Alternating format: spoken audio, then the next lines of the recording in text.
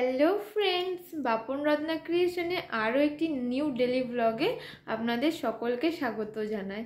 আজ বাঙালিদের একটি অন্যতম উৎসব পিঠে পুলি উৎসব, আর তাছাড়াও আজকে আমাদের বাড়িতে লক্ষ্মী পুজো।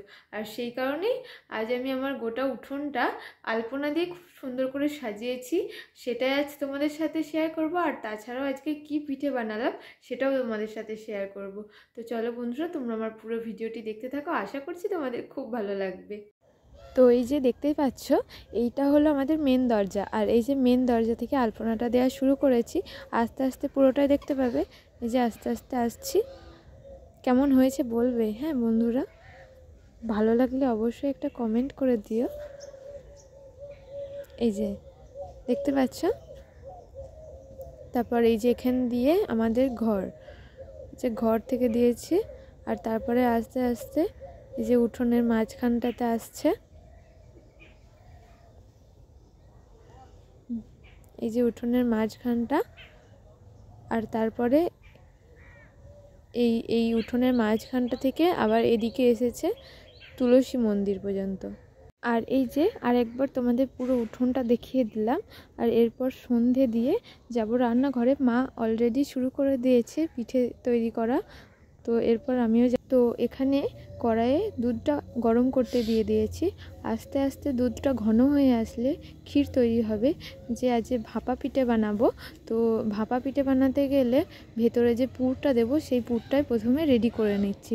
এই যে দুধটা আস্তে আস্তে ঘন হয়ে আসছে। আর পাশে দেখতে পাচ্ছ আর একটা কড়াইয়ে রেডি হয়ে গেছে পুর, ওটা আমি আসার আগে মা করে রেখে দিয়েছে। আর এই যে দুধটা এখানে ঘন হয়ে এলো, আর একটু ঘন হয়ে আসলে এটাকে নামিয়ে নেব। তো এখানে আমার ক্ষীরটা পুরোপুরি রেডি হয়ে গেছে। তো এটা 5 মিনিট রেখে দেবো ঠান্ডা হওয়ার জন্য। আর অন্যদিকে মা চালের গুঁড়িটা মেখে রেখে দিয়েছিল। তো চলো এবার পিঠেটা শুরু করা যাক। এই যে দেখতেই পাচ্ছ, মা পুরোটাই রেডি করে দিয়েছিল, আমি শুধু পুরটা ভরে পিঠেটা তৈরি করছিলাম। এইভাবে একে একে আমি আমার সমস্ত ভাপা পিঠে কটা রেডি করে নিলাম। তো এরপর মা হাঁড়িতে গরম জলটা বসিয়ে দিয়েছে।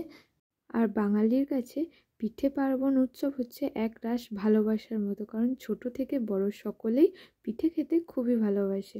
আর এই যে দেখতে পাচ্ছ, সমস্ত পিঠেগুলো আমার তৈরি হয়ে এসেছে।